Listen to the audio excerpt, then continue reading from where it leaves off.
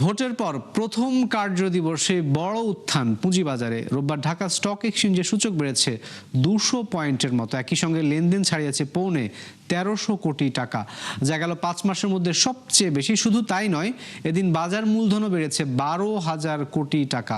বাজার সংশ্লিষ্টদের মত, নতুন সরকারের ওপর আস্থার প্রতিফলন পড়তে শুরু করেছে বাজারে। বিস্তারিত মেজবা হাসানের রিপোর্টে।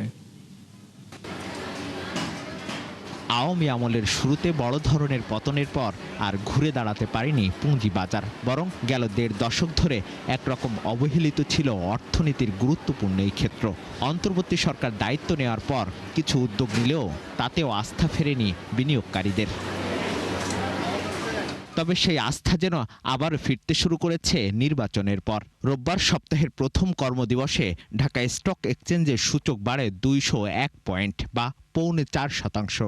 এমন উত্থান দেখা যায়নি গেল 1.5 বছরেও। অন্যদিকে লেনদেনও ছাড়ায় পৌনে 1300 কোটি টাকা, যা 5 মাসের মধ্যে সর্বোচ্চ। আর এর প্রভাবে বাজারে মূলধন বাড়ে 12,000 কোটি। আমরা দীর্ঘদিন বলেছিলাম যে এই কমিশনের কারণে কিন্তু মার্কেট আগাইতে পারে নাই। তো আজকে যেহেতু সেই পরিবর্তনের একটা আভাস আমরা পেয়েছি, সেই আভাসের কারণে জনগণ এবং বিনিয়োগকারীরা বাজারমুখী হচ্ছে। নতুন যে সরকার আসছে তাতে তার দেশের অর্থনীতি ঠিক হবে এবং পুঁজিবাজার ঠিক হবে।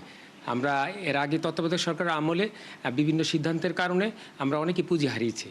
তো এখন আমরা আজকে দেখছি খুব ভালোভাবেই বাজারটা ফিরে আসছে। বিশ্লেষণ বলছে মাত্র 30টি বাদে এদিন বেড়েছে সবগুলো শেয়ারের দাম। আর ঢাকা স্টক এক্সচেঞ্জের সমান্তরালে ঊর্ধ্বমুখী ছিল চট্টগ্রামের স্টক এক্সচেঞ্জ।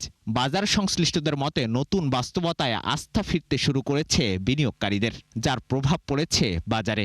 আজকেরটা তো হচ্ছে is the reflection of the investors confidence into the new government or upcoming government. They will do as what they have committed. সেটারই রিফ্লেকশনটা হচ্ছে আজকে আমাদের এই সার্চটা দেখতে পাচ্ছি, এবং এটাকে আমরা সাস্টেনেবল করতে চাই। এদিন সিএসির প্রধান সূচকও বাড়ে 3.25%। মিসবাহ হাসান, 71, ঢাকা।